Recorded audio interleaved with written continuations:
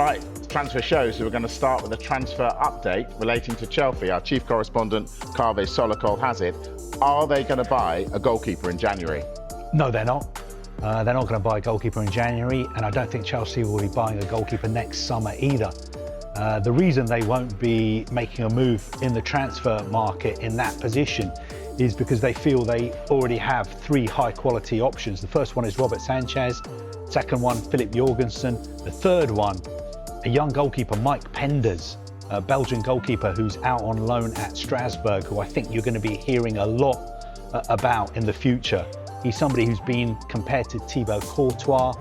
He's playing really, really well for Strasbourg at the moment.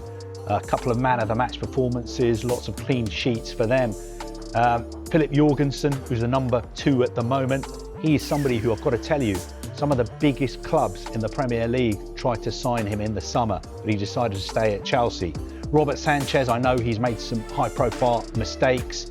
He was sent off recently against Old Trafford, but I think he's cut down the number of mistakes. He's a brilliant shot stopper. He was voted the best goalkeeper at the Club World Cup in the summer. So I think a little bit too much is being made of the fact that Chelsea need to sign another goalkeeper. The feeling at Chelsea is that they don't need to sign another goalkeeper. All right, so no goalkeeper. What about centre-backs? Signing centre-backs in January? No, they won't be signing a centre-back either. I know, again, lots of people are saying Levi Colwill is out. They've got all these injury and suspension problems, centre-back position. Why don't they go out and sign somebody like Mark Gahey? Well, they have a lot of faith in the centre-backs they already have at the club. You know, I could go through them all. They've got Trevor Chalobah, Tosin Adarabioyo, Wesley Fofana, Badiashile, Achimpong. Colwill will be coming back. Reece James can play as centre-back as well. Jarell Hato, who they signed predominantly as a left-back from Ajax this summer, he can play as a centre-back as well. So again, the feeling at Chelsea is we have a lot of excellent young centre-backs. Okay, a few of them have been out. Wesley Fofana, concussion problem. Chalobah, suspended. They will all be coming back. Levi Colwill will be coming back as well. So, you know, the answer is not always just to get the checkbook out. The answer sometimes is just to say to the head coach, you've got all these options, you come up with the solutions, because the solution is not just to keep throwing money at a perceived problem. Alan, Jamie Carragher said Chelsea win nothing with this goalkeeper and these centre-backs.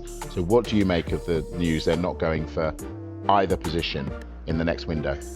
Well, just to correct him, they won the World Club Championship with this squad, so they've won something already. I don't know where he's got that from, but Afternoon, Jamie. But listen, the model at Chelsea is very much young players coming through the system. So it makes sense when you look at the size of the squad to say, wow, you know, it's so big that to inflate it again this early and maybe look at it in January would be an error. Let's let the manager put these players in. Let's have a look what we got. We know when they're all back we're strong enough. I think the one position, if I was the manager, that would concern me is the goalkeeper. I agree with Jamie on that front. I think that is a problem position. I'm not sure he's really kind of answered all the questions, and whether they bring the boy back from Strasbourg or whatever is a question that might get answered in January. Are you surprised, Mark, they're not going in again in January in those positions? Yeah, well, Kaveh covers Chelsea and has good relationships with people at the football club.